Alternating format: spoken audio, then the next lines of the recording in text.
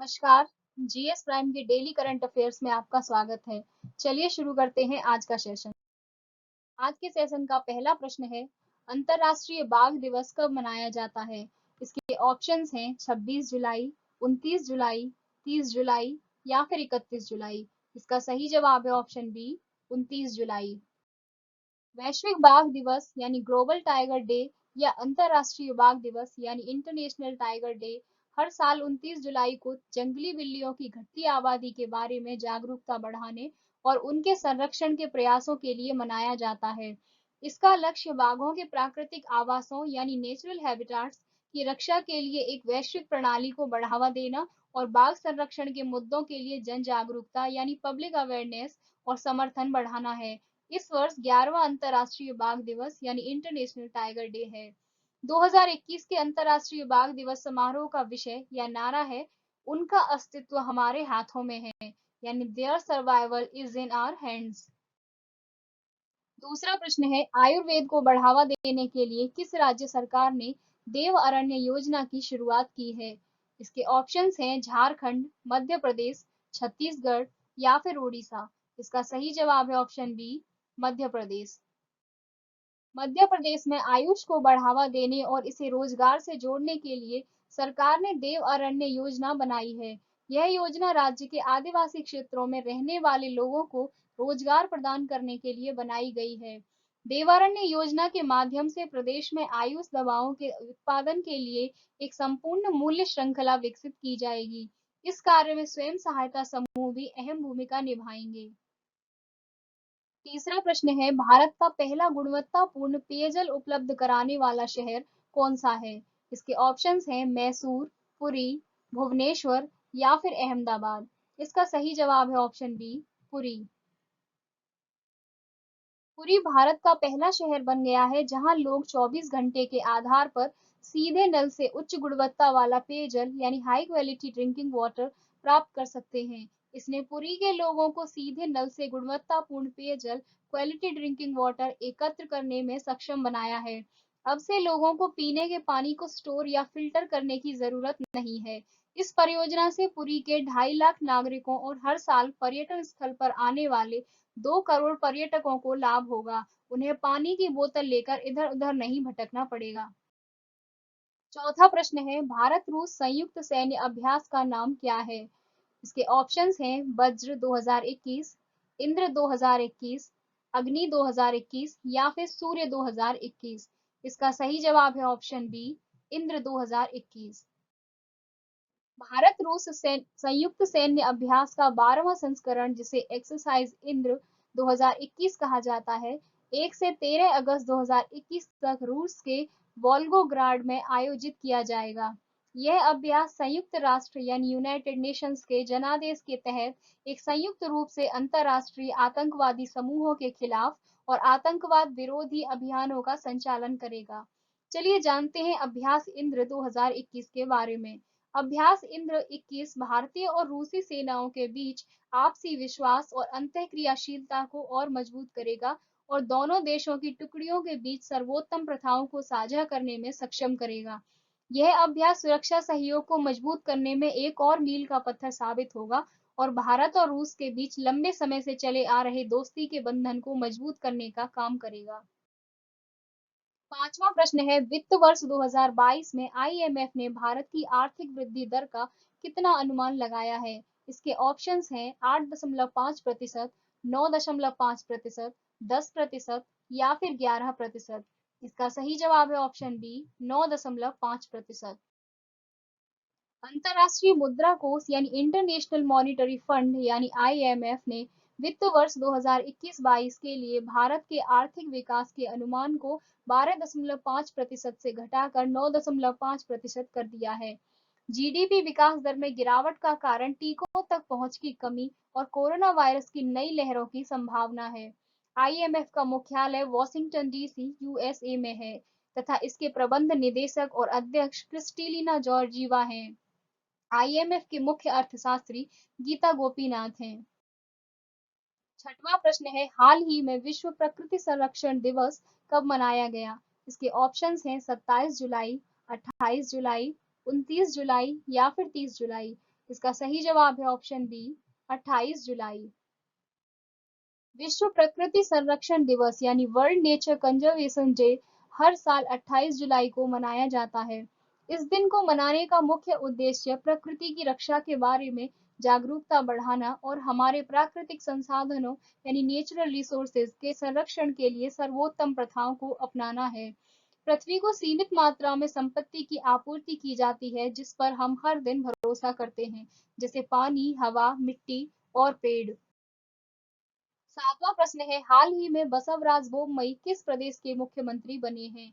इसके ऑप्शंस हैं तमिलनाडु, कर्नाटक, गोवा या फिर असम। इसका सही जवाब है option B Karnataka. Bharatiya Janata party विधायक दल ने सर्वसम्मति से लिंगायत विधायक बसवराज एम बोम्मई को कर्नाटक का नया मुख्यमंत्री चुना है। 61 वर्षीय वीएस येदियुरप्पा का स्थान लेंगे, जिन्होंने 26 जुलाई 2021 को इस्तीफा दे दिया था। वह 28 जुलाई 2021 को कर्नाटक के 23वें मुख्यमंत्री के रूप में शपथ लेंगे। इससे पहले बसवराज बोम्मई बीएसवाई सरकार में गृह मंत्री थे। वह हावेरी जिले के शिग्गांव से 2 बार एमएलसी और 3 बार विधायक रहे हैं। कर्नाटक के राज्यपाल थावरचंद गहलोत तथा इसकी राजधानी बेंगलुरु है। आठवां प्रश्न है, हाल ही में विश्व हेपेटाइटिस दिवस कब मनाया गया है? इसके ऑप्शंस हैं 27 जुलाई, 28 जुलाई, 29 जुलाई या फिर 30 जुलाई। इसका सही जवाब है ऑप्शन बी 28 जुलाई। विश्व स्वास्थ्य संगठन यानी वर्ल्ड हेल्थ ऑर्गेनाइजेशन हर साल 28 जुलाई को विश्व हेपेटाइटिस दिवस वर्ल्ड हेपेटाइटिस डे के रूप में मनाता है। यह दिन वायरल हेपेटाइटिस के बारे में जागरूकता बढ़ाने के लिए मनाया जाता है, जो लिवर की सूजन और लीवर कैंसर सहित कई स्वास्थ्य समस्याओं का कारण बनता है। इस वर्ष विश्व हेपेटाइटिस दिवस 2021 की थीम है हेपेटाइटिस कांट वेट। नौवां प्रश्न है, हाल ही में विश्व रेंजर दिवस कब मनाया गया? इसके ऑप्शंस हैं 30 जुलाई, 31 जुलाई, 28 जुलाई या फिर 27 जुलाई।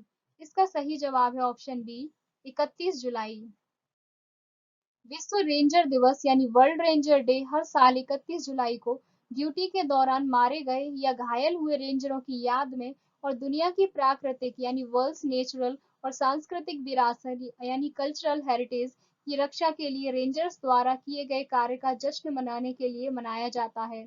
विश्व रेंजर दिवस उनके महत्वपूर्ण कार्यों का समर्थन करने का अवसर प्रदान करता है, जो पर्यावरण अभियान से लेकर शिक्षा तक है। यह दिन ड्यूटी के दौरान अपनी जान गंवाने वाले रेंजरों को श्रद्धांजलि देने का भी एक अवसर है।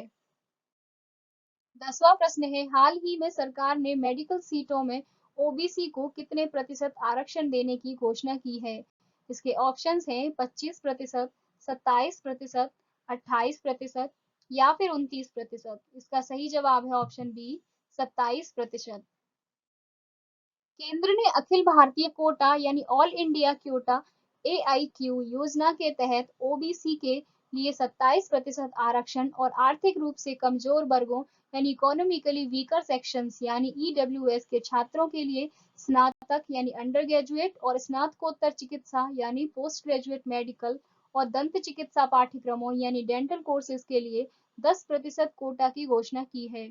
एआईक्यू योजना के तहत सरकारी मेडिकल और डेंटल कॉलेजों में यूजी स्तर पर 15% सीटों और पीजी स्तर पर 50% सीटों को अधिवास मुक्त रखा जाता है, जिसके खिलाफ अन्य राज्यों के छात्रों को प्रवेश की पेशकश की जाती है, जबकि बाकी सीटों को राज्य के भीतर के छात्रों के लिए ही रखा जाता है। 11वां प्रश्न है, हाल ही में आरबीआई ने किस बैंक पर 5 करोड़ रुपए का जुर्माना लगाया है? इसके ऑप्शंस हैं HDFC bank, axis bank, IDBI bank या फिर इनमें से कोई नहीं। इसका सही जवाब है ऑप्शन बी एक्सिस बैंक। 12वां प्रश्न है, संयुक्त राष्ट्र द्वारा मानव तस्करी के खिलाफ विश्व दिवस कब मनाया गया? इसके ऑप्शंस हैं 29 जुलाई, 30 जुलाई, 28 जुलाई या फिर 27 जुलाई। इसका सही जवाब है ऑप्शन बी 30 जुलाई। संयुक्त राष्ट्र हर साल 30 जुलाई को व्यक्तियों की तस्करी के खिलाफ विश्व दिवस के रूप में मनाता है। 2013 में महासभा ने मानव तस्करी यानी ह्यूमन ट्रैफिकिंग के शिकार लोगों की स्थिति के बारे में जागरूकता बढ़ाने और उनके अधिकारों के प्रचार और संरक्षण के लिए 30 जुलाई को व्यक्तियों की तस्करी के खिलाफ विश्व दिवस यानी world day against trafficking in persons के रूप में नामित किया। व्यक्तियों की तस्करी के खिलाफ विश्व दिवस के लिए 2021 की थीम है पीड़ितों की आवाजें आगे बढ़ेंगी यानी victims voices lead the way. इस वर्ष की थीम मानव तस्करी के शिकार लोगों को अभियान के केंद्र में रखती है और मानव तस्करी से बचे लोगों से सुनने और सीखने के महत्व को उजागर करती है। 13वां प्रश्न है देश के किस राज्य से राजा मिर्च का निर्यात लंदन को किया गया? इसके ऑप्शंस हैं सिक्किम, नागालैंड, मिजोरम या फिर मणिपुर। इसका सही जवाब है ऑप्शन बी, नागालैंड। नागालैंड से राजा मिर्चा की एक खेप जिसे किंग मिर्च या भूत सोलोकिया भी कहा जाता है पहली बार लंदन में निर्यात की गई है। स्कोविल हीट यूनिट्स के आधार पर दुनिया की सबसे तीखी मिर्च की लिस्ट में नागा किंग चिली लगातार टॉप 5 पर है। इसे 2008 में जीआई टैग मिला था। इसे 2007 में गिनीज वर्ल्ड बुक रिकॉर्ड्स द्वारा दुनिया की सबसे तीखी मिर्ची घोषित किया गया था। 14वां प्रश्न है हाल ही में किस राज्य की पुलिस ने महिला सुरक्षा हेतु पिंक प्रोटेक्शन प्रोजेक्ट लॉन्च किया है? इसके ऑप्शंस हैं तेलंगाना, केरल, तमिलनाडु या फिर महाराष्ट्र। इसका सही जवाब है ऑप्शन बी, केरल। 15वां प्रश्न है हाल ही में आईआईटी हैदराबाद द्वारा विकसित आरएनए परीक्षण किट का नाम क्या है? इसके ऑप्शंस हैं कोवी होम, कोविशील्ड, कोविजैम या फिर इनमें से कोई नहीं। इसका सही जवाब है ऑप्शन ए, कोवी होम। 16वां प्रश्न है हाल ही में कौन सा राज्य ट्रांसजेंडर्स के लिए नौकरियों में आरक्षण करने वाला पहला राज्य बना? इसके ऑप्शंस हैं केरल, कर्नाटक, तमिलनाडु या फिर उत्तराखंड। इसका सही जवाब है ऑप्शन बी, कर्नाटक। 17वां प्रश्न है हाल ही में नजीब मिकाती किस देश के नए प्रधानमंत्री चुने गए हैं? इसके ऑप्शंस हैं ब्राजील, लेबनान, इजराइल या फिर फिलिस्तीन। इसका सही जवाब है ऑप्शन बी, लेबनान। अरबपति व्यवसायी यानी बिलियनियर बिजनेसमैन नजीब मिकाती को राष्ट्रपति मिशेल आउन के साथ बाध्यकारी संसदीय परामर्श के बाद लेबनान के नए प्रधानमंत्री के रूप में नियुक्त किया गया है। वह वस्तुतः निर्विरोध दौड़े 72 मत प्राप्त किए जिसमें पूर्व राजदूत नवाफ सलाम को सिर्फ एक वोट मिला। 42 सांसदों ने खाली वोट दिया और 3 सांसदों ने बिल्कुल भी वोट नहीं दिया। राष्ट्रपति आउन और उनके दामाद सांसद जेबरन बसीर के साथ 9 महीने के राजनीतिक गतिरोध और विवाद के बाद साद हरीरी ने प्रधानमंत्री पद से इस्तीफा देने के ठीक 11 दिन बाद उनकी नियुक्ति की। आज के सेशन का अंतिम और 18वां प्रश्न है हाल ही में किसे दिल्ली पुलिस का नया कमिश्नर नियुक्त किया गया है? इसके ऑप्शंस हैं मुकुल गोयल, राकेश अस्थाना, वीएल वर्मा या फिर इनमें से कोई नहीं। इसका सही जवाब है ऑप्शन बी, राकेश अस्थाना। सीमा सुरक्षा बल यानी बॉर्डर सिक्योरिटी फोर्स बीएसएफ के महानिदेशक डायरेक्टर जनरल राकेश अस्थाना को तत्काल प्रभाव से दिल्ली पुलिस आयुक्त यानी दिल्ली पुलिस कमिश्नर के रूप में नियुक्त किया गया है। उनकी नियुक्ति 31 जुलाई 2021 को उनकी सेवानिवृत्ति से ठीक 3 दिन पहले हुई है। मंत्रिमंडल की नियुक्ति समिति यानी appointments committee of the cabinet ने अस्थाना की सेवा को शुरू में उनकी सेवानिवृत्ति की तारीख से 1 वर्ष की अवधि के लिए या अगले आदेश तक जो भी पहले हो तक बढ़ा दिया है। Thanks for watching.